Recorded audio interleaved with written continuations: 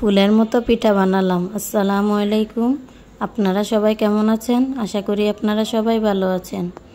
আমার পিঠা বানানোর জন্য কি কি লাগবে: ময়দা, চিনি, নারিকেল। ময়দার ভিতরে আমি লবণ, রান্নার রেগুলার তেল, সয়াবিন তেল দিয়ে মিশিয়ে নেব। একটু একটু পানি দিয়ে আমি এটা গুলে নেব। একবারে পানি দিবেন না, না হলে পাতলা হয়ে যেতে পারে। এটা নরমও হবে না, আবার শক্ত হবে না। এটা আমি 20 মিনিটের জন্য রেস্টে রেখে দিলাম। এখন আমি পুরটা তৈরি করব। নারিকেল আর চিনি দিয়ে মিশিয়ে নিলাম। এখন চুলাটা জ্বালিয়ে নাড়তে থাকব,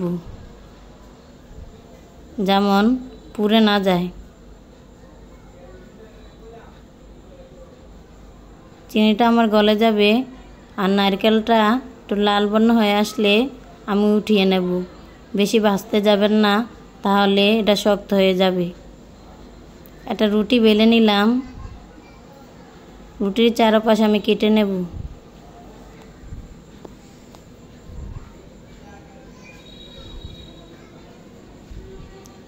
কেটে চায়ের কোনাটা আমি মাঝখানে এনে দেখেন কিভাবে দিলাম। তারপর উল্টিয়ে দিলাম।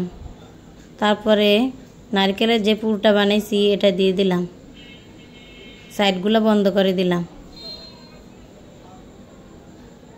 উল্টিয়ে কিভাবে করছি দেখেন।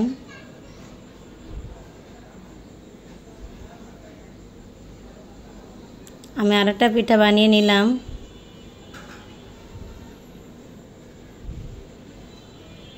দেখেন কীরকম হয়েছে। সবগুলা পিঠা আমি বানিয়ে নিলাম। এখন পিঠাগুলো আমি ভাজবো। একটা কড়াই বসিয়ে তেল দিয়ে দিলাম। তেলটা গরম হয়ে আসলে আমি পিঠাগুলো দিয়ে দিলাম।